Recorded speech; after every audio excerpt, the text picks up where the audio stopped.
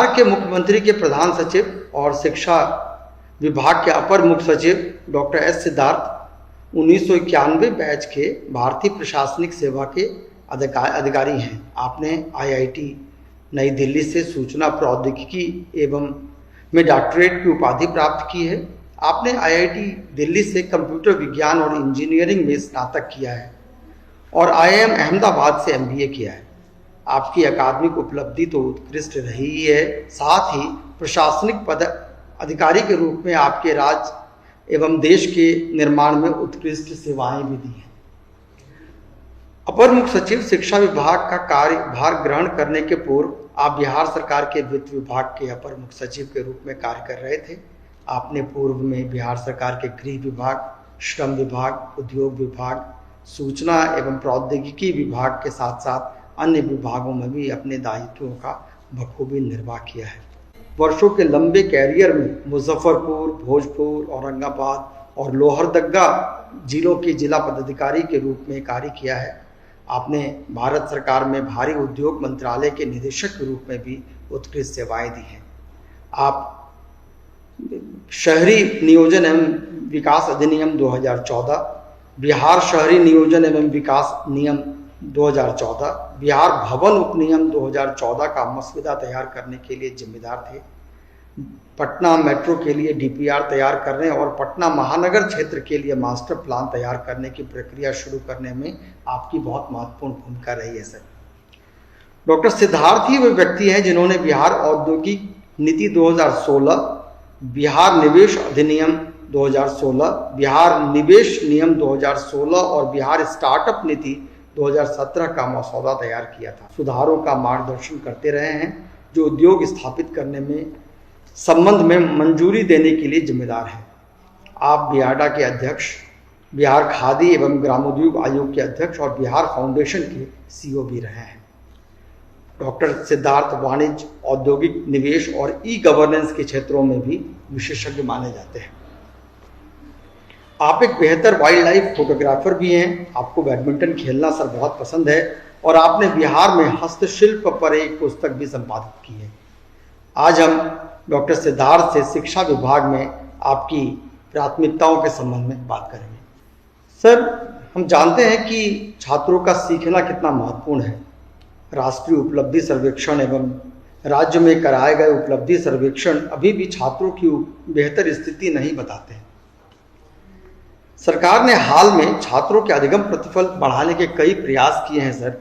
आपने कई निर्देश भी दिए हैं जिलों को भी और संबंधित जिला शिक्षा पदाधिकारियों को भी। तो सर, इन छात्रों के सीखने के परिणाम में सुधार के लिए सर विभाग के द्वारा क्या कदम उठाए जा रहे हैं? शिक्षा विभाग और शिक्षा जो परिक्षेत्र है, राज्य के विकास में जो प्राथमिकता इसकी है, ये इससे अनुमान लगाया जा सकता है कि राज्य का जो बजट है उसका अनुमानित 20% राज्य सरकार खर्चा करती है। तो 2,65,000 अगर बजट होगा तो 20% राशि जो है राज्य सरकार इस शिक्षा में खर्च। इसलिए जो शिक्षा है ये सबसे महत्वपूर्ण विषय है राज्य सरकार के एजेंडा में। इसलिए उतना ही मेहनत और उतना ही लगन से हमारे जो शिक्षक हैं और सभी लोग हैं इसमें अपना कार्य करते हैं। जो शिक्षा का स्तर है सुधारने के 2-3 आयाम है जो जिस पर काम चल रहा है। सबसे पहला है इंफ्रास्ट्रक्चर। इंफ्रास्ट्रक्चर में सभी जितने भी क्लासेस हैं, हर क्लास का अपना कमरा हो, हर स्कूल में टॉयलेट हो, किचन हो, अपने कार्यालय हो, लेबोरेटरी हो या IT के जो कंप्यूटर सेंटर हो, इस पर काम चल रहा है। और इस संबंध में हम लोगों का टारगेट है कि अगला मार्च या जून तक इसको सभी को कंप्लीट कर लिया जाए। हम लोगों ने सर्वे करा लिया है और हमारी कोशिश है कि कम से कम इंफ्रास्ट्रक्चर के मायने में ये सभी पूर्ण हो जाए। मैं कल जमुई गया था, सिमुलतला के बगल में एक गाँव है बसतपुर, तो मैंने देखा कि 2 कमरों में 12 क्लासेस चल रहे हैं। तो मैंने बहुत ही स्पष्ट निर्देश दिया है कि हर क्लास का, हर सेक्शन का अलग कमरा होगा और पढ़ाई होगी। तो ये युद्ध स्तर पर हम लोग विभिन्न विभागों से ये कार्य कर रहे हैं और जिला पदाधिकारी को भी इसका मॉनिटरिंग का दायित्व दिया गया है। दूसरा है शिक्षकों की उपस्थिति और शिक्षकों की संख्या। हम लोगों ने बड़ी संख्या में शिक्षकों की बहाली की है और उपस्थिति के लिए हम लोगों ने बायोमेट्रिक अटेंडेंस की व्यवस्था भी की।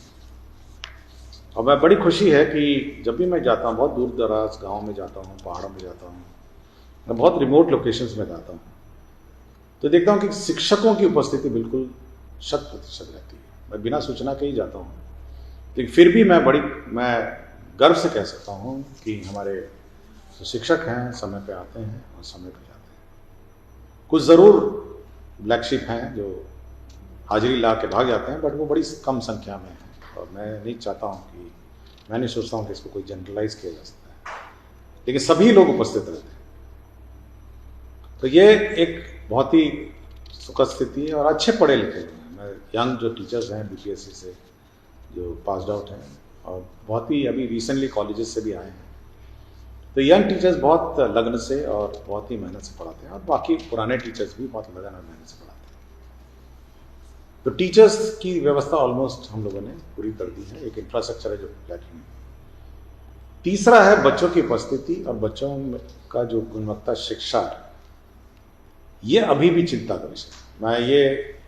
मैं संतुष्ट नहीं हूँ जिस तरह से बच्चे स्कूल आते हैं, स्कूल में पढ़ाई होती है, अभी भी बहुत करना बाकी है।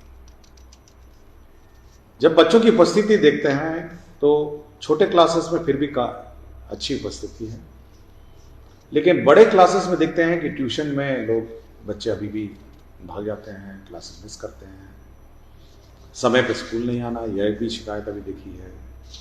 यूनिफॉर्म में नहीं आना, अपना नोटबुक नहीं लेकर आना, जिस विषय की पढ़ाई हो रही है उस विषय का नोटबुक नहीं लेकर आना, होमवर्क नहीं करना, क्लासरूम नहीं करना।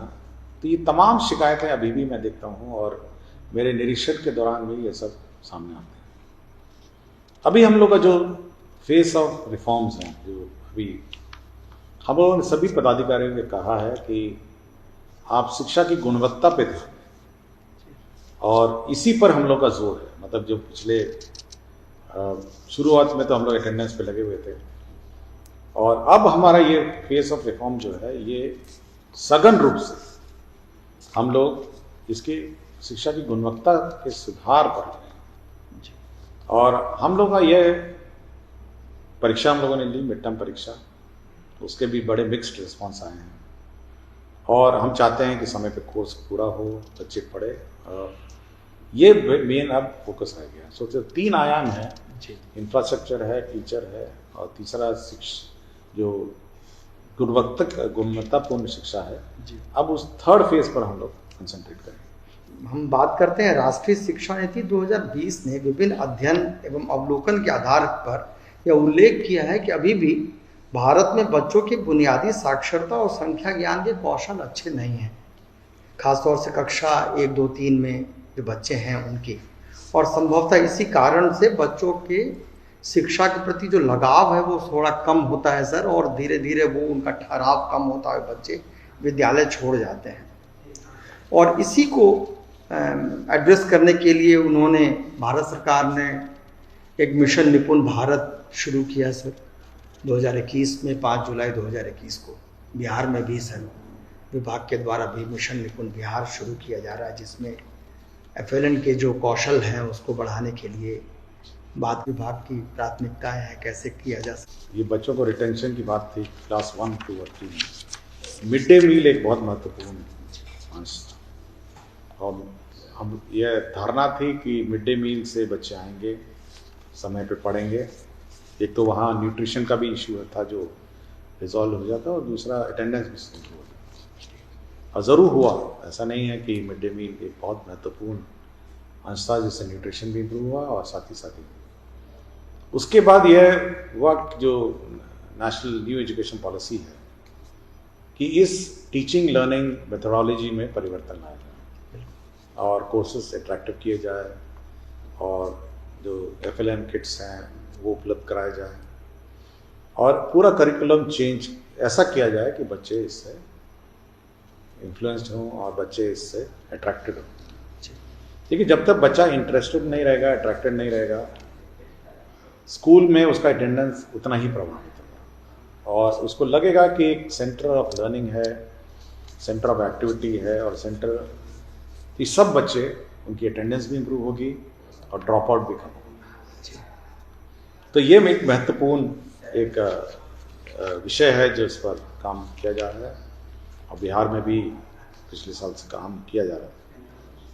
तीसरा ये है कि जो न्यू एजुकेशन पॉलिसी है वो स्किल ट्रेनिंग में बहुत ध्यान देता है, मतलब स्किल ट्रेनिंग ऑफ चिल्ड्रन। और यह विभाग का ये मत है कि हर बच्चे को, जो बड़े बच्चे हैं उनको स्किल ट्रेनिंग सिखाया जाए अपने करिकुलम के अतिरिक्त, और इस पर विभाग काम कर रहा है। और ये सर अभी पूरे देश में ही ये बात की जा रही है कि बिहार शायद संभवतः पहला राज्य है जहाँ पर इतनी बड़ी संख्याओं में एक साथ शिक्षकों की नियुक्ति की गई थी और 2 लाख से अधिक शिक्षकों की नियुक्ति हुई थी सर ये।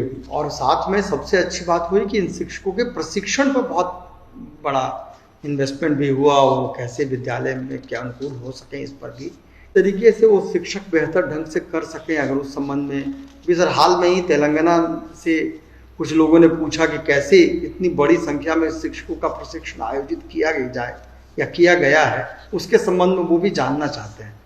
तो ये बताएंगे सर ये चीज़ें कैसे? प्रशिक्षण एक लगातार प्रक्रिया, ऐसा नहीं कि एक बार हमने प्रशिक्षण कर दिया और उसके बाद हम लोग छोड़ देंगे। हम लोग हर साल एक कंपलसरी स्लॉट है सप्ताह भर का, जो हर टीचर को ट्रेनिंग लेना पड़ेगा और इसमें 2-3 क्राइटेरिया हम लोगों ने रखा है। पहला है कि जो रेगुलर ट्रेनिंग मॉड्यूल है वो अपना चलेगा और साथ ही साथ हम लोग ये भी आइडेंटिफाई करेंगे जिन टीचर्स को और अतिरिक्त प्रशिक्षण की आवश्यकता भी है।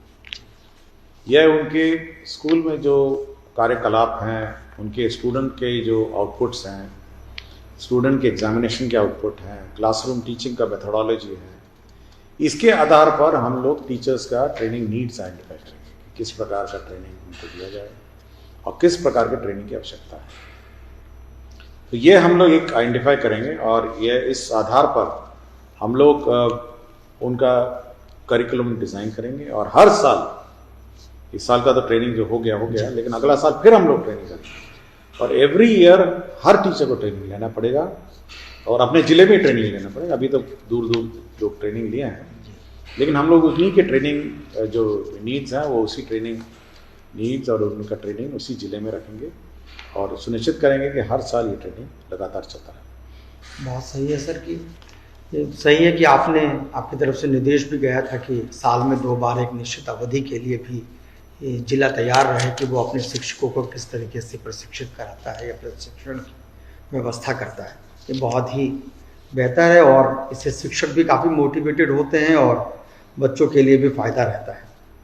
एक सर बहुत महत्वपूर्ण मुद्दा है जो दूसरे राज्यों के लिए भी देखने की बात है, वो है डिजिटलाइजेशन।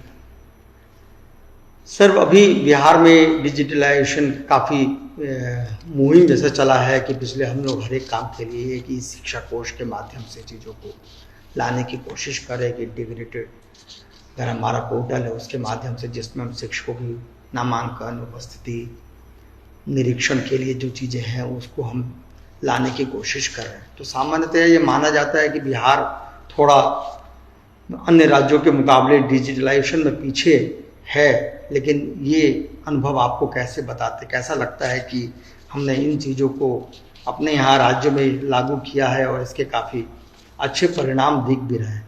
तो सर देखिए, ये भ्रम है कि हम लोग डिजिटलाइजेशन में पीछे और ये भ्रम है कि डिजिटल, क्योंकि जब हम लोगों ने सभी को कनेक्ट करने की कोशिश की टीचर्स को, तो 99% टीचर्स इस पर कनेक्ट हो गए। तो यह प्रूव करता है कि जो ई शिक्षा कोष है और जो डिजिटल गैप जिसकी बात हम लोग कहते रहते हैं, इसको पाटा जा सकता है और ये गैप को पूरा किया जा सकता है। दूसरा है कि ये एक सेंट्रलाइज्ड सॉफ्टवेयर है, मतलब इस सेंट्रलाइज्ड सॉफ्टवेयर का मतलब है कि सभी प्रकार की गतिविधियां एक स्थान पर एक साथ हम लोग मॉनिटर करते हैं और हर गतिविधि दूसरे गतिविधि के साथ काउंटर चेक होता है।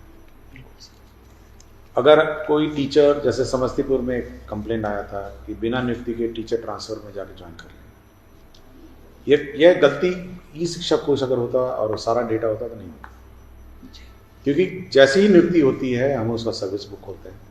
अभी जैसे आपने देखा होगा कि हमने ई सर्विस बुक का प्रावधान किया है, जिससे शिक्षक से संबंधित सभी डेटा वहाँ रहेगा, ट्रांसफर पोस्टिंग भी उसी में रहेगा, उसका इवैल्यूएशन भी उसी में रहेगा, उसका PAR भी उसी में रहेगा, वो किस बच्चों को पढ़ाया आज तक वो भी डिटेल उसमें रहेगा। तो पूरा का पूरा डेटा, और किस बच्चे को किस टीचर ने पढ़ाया है ये भी डेटा रहेगा। तो जब पूरा डेटा एक जगह रहेगा तो कोई ये पूछ सकता है कि इस बच्चे को किस किस टीचरों ने पढ़ाया, या ये टीचर ने किस किस बच्चे को पढ़ाया, ये टीचर किस किस स्कूल में रहा पूरे कैरियर में, ये बच्चा कब कब क्या क्या अटेंडेंस रहा है इसका पूरे कैरियर में। मतलब क्लास 1 से बच्चा जब एडमिट हुआ और क्लास 12 तक अगर आप मुझसे डेटा मांगेंगे कुछ सालों बाद, तो ये मिल जाएगा कि बच्चा क्लास 2 में क्या करता था, क्लास 3 में क्या करता था, क्लास 5 में क्या करता था, क्लास 8 में क्या करता था। और ये ड्रॉप आउट का एक ट्रैकर हो सकता है। अगर आपको लगता है कि पढ़ाई उसकी नीचे चलती जा रही है तो यह निश्चित होगा कि वो भाग जाएगा, स्कूल छोड़ के भाग जाएगा। और अगर वो हमेशा टॉपर रहा, अच्छा पढ़ाई किया, तो आप उसको आइडेंटिफाई कर सकते हैं कि ये बहुत अच्छा स्टूडेंट है। तो टीचर्स का भी ट्रैकिंग है, स्टूडेंट का भी ट्रैकिंग है, और दोनों का काउंटर चेक भी है, और दोनों का काउंटर मिलान भी है इसमें। तो डिजिटल डिवाइड और डिजिटाइजेशन जो है, मेरे विचार से ये भ्रम है कि बिहार में नहीं होता है या बहुत पिछड़ा है। मेरे ख्याल से ये अन्य राज्यों से की तुलना में बहुत अच्छी स्थिति है। जी, बहुत बहुत धन्यवाद सर। और ख़ास तौर से आपने जो ड्रॉप आउट का ट्रैकर और बाकी चीज़ों के लिए भी ख़ास तौर से ट्रैकर का जब हम इस्तेमाल करते हैं तो लर्निंग आउटकम के संदर्भ में करते हैं, लेकिन अगर बच्चों के एक्सेस, इनरोलमेंट और अटेंडेंस का भी हम ट्रैकिंग करने लगेंगे तो ये बहुत बड़ी बात होगी सर। खासतौर से अभी सबसे बड़ी बात हुई है जो हमें विद्यालयों में दिखता भी है, वो है आधार के साथ बच्चों के इनरोलमेंट को टैग करना। ये बड़ी बात है सर। सही नहीं सर, हम इंफ्रास्ट्रक्चर के संबंध में बात करते हैं सर। ये जनरली अध्ययन बताते हैं कि बच्चों की नियमित उपस्थिति बनाए रखने के लिए इंफ्रास्ट्रक्चर और फैसिलिटीज़ बहुत इम्पॉर्टेंट है। और प्रायः दूर दराज में ये देखा जा रहा था कि बच्चों के लिए, खासतौर से लड़कियों के लिए शौचालय की व्यवस्था या उनके खेलने की व्यवस्था और ये बाउंड्री वॉल की व्यवस्था, इस तरीके से चीज़ें, किस तरीके से हम बच्चों के लिए अपर्याप्त कक्षाओं, स्वच्छता और स्वास्थ्य जैसी सुविधाओं की कमी, शिक्षण सामग्री जैसे बुनियादी ढांचों को कैसे विभाग संबोधित कर रहा है, इसके संबंध में सर। देखिए, हम लोगों ने DM को ये अध्यक्षता बनाया है और हम लोगों ने कहा है कि सभी जितना गैप से पहले आइडेंटिफाई कर लीजिए, और युद्ध स्तर पर ये काम चल रहा है। और जून तक, अगला ये मार्च का मैंने रखा है, हो सकता है 2-3 महीना और लेट हो जाए, हम लोग बरसात से पहले कम से कम सभी स्कूलों में submersible pumps, running water toilets में, बाथरूम्स में, बेंचेस, रूम्स, ये हमारा लक्ष्य है और ये मेरा अपना विचार है कि ये हम लोग कंप्लीट कर पाएंगे जी। इसलिए युद्ध स्तर पर ये काम चल रहा है और ये ऑब्वियसली बहुत कठिनाई होती है कि क्लास में 3-3 क्लास चलते हैं, कभी कभी 2-2 क्लास चलते हैं, टीचर्स को बहुत कठिनाई होती है। तो युद्ध स्तर पर ये कंप्लीट होने का प्लान है और जून तक हम लोग इसको कंप्लीट करा देंगे। बहुत बहुत धन्यवाद सर। ये बहुत बड़ी बात होगी कि हमारे विद्यालय भी अब खासतौर से रंग रोगन, सुंदर दिखना, अट्रैक्टिव दिखना, और आपके जो स्कूल रैंकिंग की सर बात की जा रही है सर, ये मुझे लगता है कि ये शायद रिवोल्यूशनराइज करेगा पूरे के पूरे एजुकेशन सिस्टम को सर। उस स्कूल रैंकिंग पर भी सर कुछ कहेंगे? देखिए, जब तक किसी में प्रतिस्पर्धा नहीं होगी जी और कंपटीशन की भावना नहीं होगी तब तो सब मीडियोकर हो जाएंगे जी। और अगर कॉम्पिटिटिव एग्जाम में रैंकिंग नहीं होगी तो कोई पढ़ेगा ही नहीं, सब कहेगा कि चलिए अब पढ़ने की ज़रूरत ही नहीं है सब, या कोई मेहनत करने की ज़रूरत है। तो जैसे ही प्रतिस्पर्धा किसी सिस्टम में इंट्रोड्यूस होती है तो सब चाहते हैं कि वो अपना रैंकिंग या अपनी उपलब्धि है उसको उसमें सुधार है। ये सुधार की प्रक्रिया है, कोई किसी को नीचा और ऊंचा दिखाने की बात नहीं है, बट सुधार की प्रक्रिया है। तो हमारा ये विचार है कि रैंकिंग से कम लोगों को पता चलेगा कि भाई ये एक क्लास ए कैटेगरी का स्कूल है, बी कैटेगरी का स्कूल है, सी कैटेगरी का स्कूल है और डी कैटेगरी का। और इसी प्रकार हम लोगों ने जो व्यवस्था की है कि हर महीने हम लोग टीचर को भी पुरस्कार देंगे, जीवन घोषणा की थी। बिल्कुल सर। और नवंबर महीने में से हम लोग शुरू करेंगे। कुछ प्रक्रियाएं निर्धारित में समय लग गया, लेकिन नवंबर महीने से हर महीना हम लोग 534 टीचर्स, हर ब्लॉक में एक टीचर को हम लोग रिकग्नाइज करेंगे कि भाई आप अच्छा काम किए। तो ये व्यवस्था जब तक प्रतिस्पर्धा और ये मोटिवेशन नहीं रहेगा तो एक मीडियोक्रिटी जो दिमाग में बैठ जाती है ऐसे ही होगा, सब कुछ ऐसी साधारण होगा, ये हट जाएगी। और हर व्यक्ति चाहे कोई भी कोशिश करेगा कि भाई हम अच्छा करें। और इवन टीचर, जैसे टीचर है स्वयं अपना इवैल्यूएशन देगा कि भाई हमने अच्छा किया। हम किसी के नाम से नहीं मंगाएंगे, किसी के माध्यम से नहीं मंगाएंगे कि कोई डीओ भेजेगा या बीओ भेजेगा। हम लोग चाहते हैं कि जो टीचर है वो स्वयं बताएं कि उन्होंने क्या क्या अच्छा काम किया। बाकी तो आंकड़े हैं, आपका अटेंडेंस है, बच्चों का अटेंडेंस है, सब है, बट स्वयं क्या परिवर्तन किया सिस्टम में, या स्वयं क्या आपने मतलब सुधार किया। तो यह उनको मौका दिया जा रहा है कि वो मतलब अच्छा काम करें। तो ये एक सुधार की प्रक्रिया है, कोई रैंकिंग कोई मतलब नेगेटिव सेंस में नहीं। ये बहुत अच्छी बात भी है कि आजकल जब शिक्षकों से बात होती है तो वो हमेशा कहते हैं कि अप्रिसिएशन और रिवॉर्ड जो है अगर विभाग के द्वारा मिलने लगे जिला स्तर पर। मेरा तो ये है कि स्कूल में भी होना चाहिए। बिल्कुल, स्कूल में भी होना चाहिए। जो टॉपर है, सेकंड टॉपर है, थर्ड टॉपर है, ये स्कूल में भी होना चाहिए। आप मंथली एग्जाम रखते हैं तो मंथली भी होना चाहिए कि भाई। बिल्कुल सर। तो जब तक एक टॉपर की भावना हो, मेरे स्कूल में भी होता था कि जो टॉपर से उसको अवार्ड मिलता था, हम लोग भी देखते रहते थे और हमेशा लगता था कि हमको भी एक दिन मिलेगा। तो ये भावना होती है। बहुत बहुत शुक्रिया सर। अभी विस्तार से आपने विभाग द्वारा किए जा रहे हस्तक्षेपों के बारे में चर्चा की। हम सिर्फ जानना ये चाहेंगे कि आगामी जो कुछ समय है इसमें विभाग की क्या। पहले तो है क्वालिटी ऑफ एजुकेशन जो मैंने बताया। जी सर। वो तो बहुत ही महत्वपूर्ण है और मैंने सभी पदाधिकारियों को कहा है। और ये इसमें मूल चूल परिवर्तन करना है। जी 6 महीना है हमें, तो अगला सेशन तक ले, तो ये सभी लोग इस पर लगे हुए हैं और हम भी इसमें लगे हुए हैं। और हम लोगों ने सोमवार को एक कार्यक्रम मंथन भी रखा है। अच्छा। सभी शिक्षा से संबंधित पदाधिकारी को बुलाया है कि इसमें सुधार कैसे किया जाए, इस पर चर्चा करने के लिए। दूसरा, जो हमारे शिक्षकों को हमेशा, और आज काफ़ी लोग ऑनलाइन भी हैं जो जानना चाहेंगे कि ट्रांसफर पोस्टिंग की क्या व्यवस्था है और कब होने वाला है। तो सबको ये काफ़ी कहीं कुछ दूर दराज में हो गए, कहीं कष्ट में होंगे, तो सबको ये इच्छा है कि भाई मेरी ट्रांसफर पोस्टिंग आगे हो क्या रहा है, मतलब पॉलिसी तो आ गई। तो इस पर हम लोग वेबसाइट, हम लोग मंडे इस नेक्स्ट वीक में हम लोग इस वेबसाइट को भी लॉन्च कर देंगे, जिसमें सभी जितने टीचर्स हैं, जैसे विकलांग हैं या गंभीर रूप से बीमार हैं, पॉलिसी में लिखा ही है, वो अपना पंचायत इंगित करेंगे, 10 पंचायत जहाँ जाना चाहते हैं। उसके बाद महिलाएं हैं, वो अपने पंचायत का इंगित करेंगी कहाँ कहाँ जाना चाहती हैं। अब पुरुष अपना अनुमंडल इंगित करेंगे।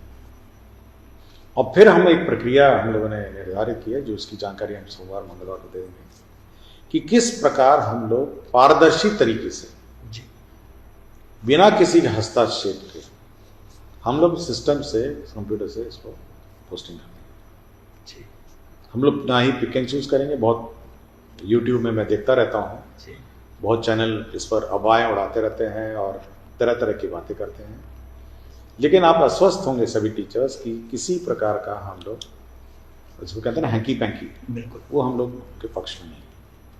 हम लोग आपको थ्योरी सुना देंगे, आपको फॉर्मूला बता देंगे कि किस फार्मूला से हम लोगों ने ट्रांसफर पोस्टिंग की है और कैसे हम लोग पॉलिसी को लागू की है। इसलिए कोई घबराने की आवश्यकता नहीं है।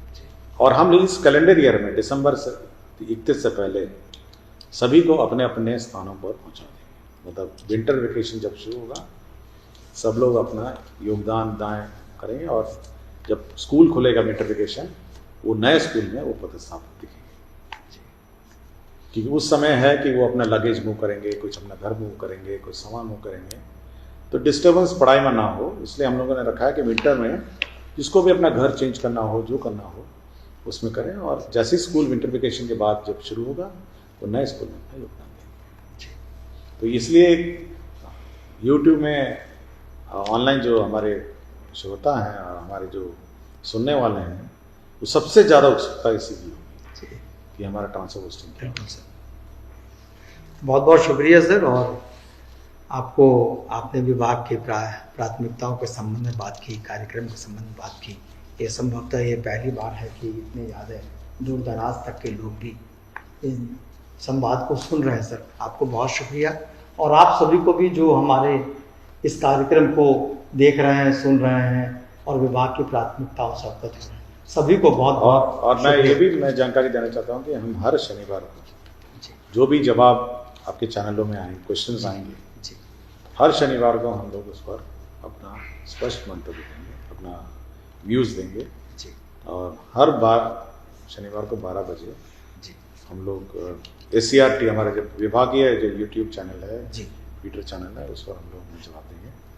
और जो भी प्रश्न है, जो भी मैसेजेस हैं, जो भी ईमेल्स आएंगे, और जो भी हम लोग के क्षेत्र से भी लोग पूछते रहते हैं, उन सभी का हम लोग अपना विभाग का जो स्टैंड है